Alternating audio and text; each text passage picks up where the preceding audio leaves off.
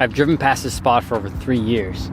And every time I'm like, okay, I'm gonna stop, and try to get a clip here because it looks so sick. This awning, this arc, little pathway thing looks awesome. And 3 years later, I finally was like, you know what? Let's just freaking stop and try to get a little session. A really cool looking church. Things I get hyped for. Nice smooth ground and a cool backdrop. Now for the main topic, shoes. I've gone through so many shoes. Before we start, let me know what shoes you're wearing when you ride or when you go out, wherever activity you're doing. What's your favorite pair, what's your favorite brand?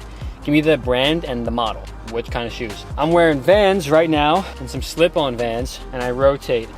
Slip-ons have been my thing for flat. Vans have been more of a recent thing for kind of everything else. You've seen me wear Jordans, Adidas. I haven't tried barefoot shoes, and over the last 20 years, I still can't make up my mind. I really can't. I was wearing Jordans for flat for the last few months. Try them out. They seem a bit, I like the padding and the comfort, but the shoes are really big, so it means you have less room for your scooter. Snuggiest, with really good grip at the bottom. I love this, the waffle stuff, and the BMX specific ones. But for now, I'm wearing Vans.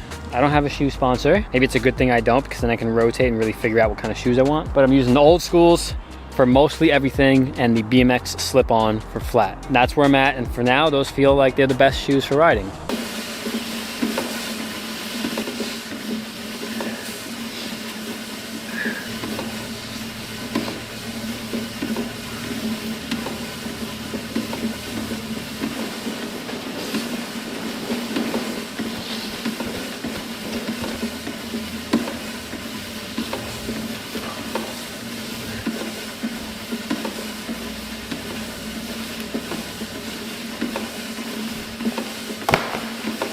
See what I'm saying? I can't decide. It's been a few days and I'm already wearing Jordans again. I feel like Jordans are good for street, good for park, and I love the slip-on Vans for flat. But right now we're actually moving to this spot that I have driven by. This is weird. This is another spot that I've driven by 1,000 times but never stopped. So we're stopping again. There's 2 spots in one video that we're stopping. And not too much riding here, more photo-ish stuff for my signature deck. And the reason being, I'll give you a quick little info thing, news deal.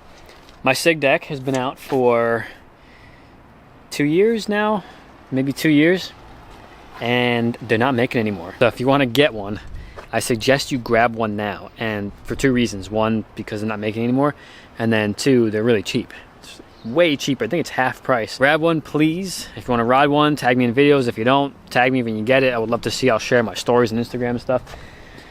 But I'm taking some final photos with this deck. And a lot of you asking, like, what's next? What's next? I actually don't... Can I say? I probably can't say. Ideally, another deck would be awesome. But they came out with the AOS V6. And we're letting the guys, the street guys, get the decks first, just because they deserve it. They've been killing it in comps and video parts and stuff, and we're gonna see. Hopefully I can earn an AOS V6. If you would like to see me have an AOS V6, leave a comment down below. And probably the best thing you could do is to spam Envy's Instagram and just be like, John, here's AOS V6, come on. At the end of the day, it has to be a deck that people want for us to make it. That's the kind of...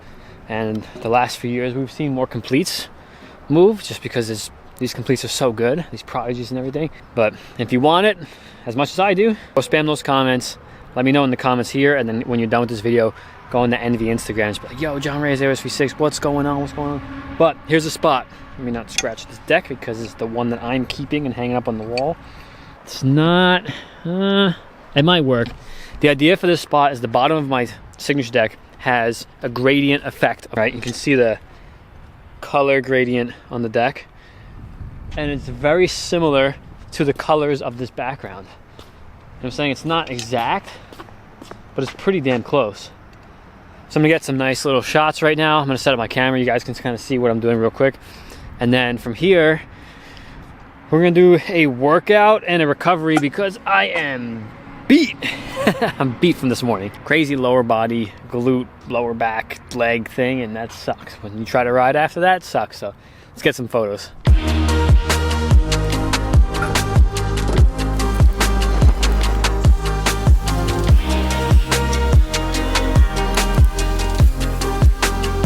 What's the best part about taking pictures on a day that you're extremely sore, you don't have to do the entire trick.